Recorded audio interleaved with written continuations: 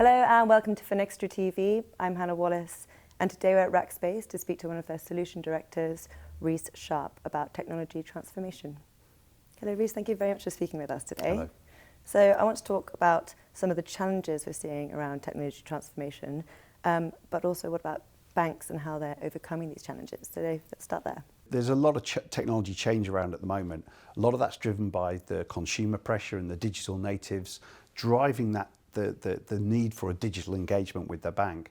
So what's happening is the banks are trying to adapt to that. So for an established bank, it's really difficult because their internal systems don't lend themselves very well to that level of change.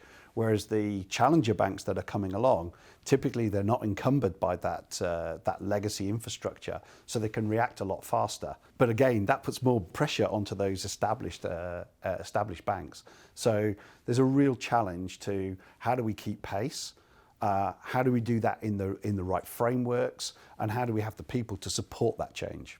So they've got a few things to consider. They've got innovation, security, and regulation.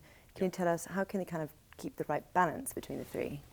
Well, there's a couple of things that are going on from that perspective. I think what we're seeing now are people are building the regulation and the security in right from the very beginning. It's not an afterthought anymore.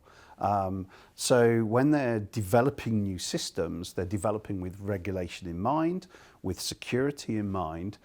We've seen with the FCA of producing an innovation lab where organisations can actually innovate within an environment that has that regulatory governance around it, so they understand how it best fits into that. So it's been a really interesting model. Very exciting as well. But what does this all mean for the culture within a bank and a business? What are the shifts looking like? Well, that's where there's some real change. Obviously, what we've got is different speeds of IT. So the established environments that support the core banking typically run at a very slow pace, and obviously the governance and the people around that typically run with that.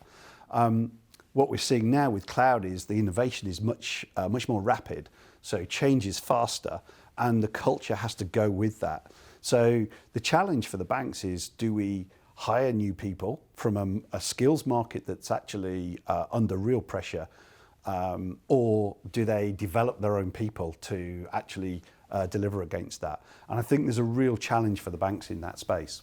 So we've spoken a lot about challenges and changes going forward. So what do you think this space is going to look like, say, at the end of next year?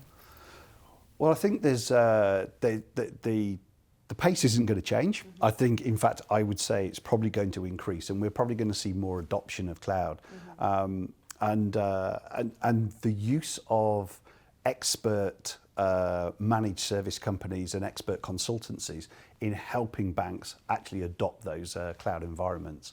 I think that's going to be a big change for the banks from that perspective. Exciting times ahead. Well, absolutely. Rhys, thank you very much for speaking with me. It's been a pleasure. Thank you.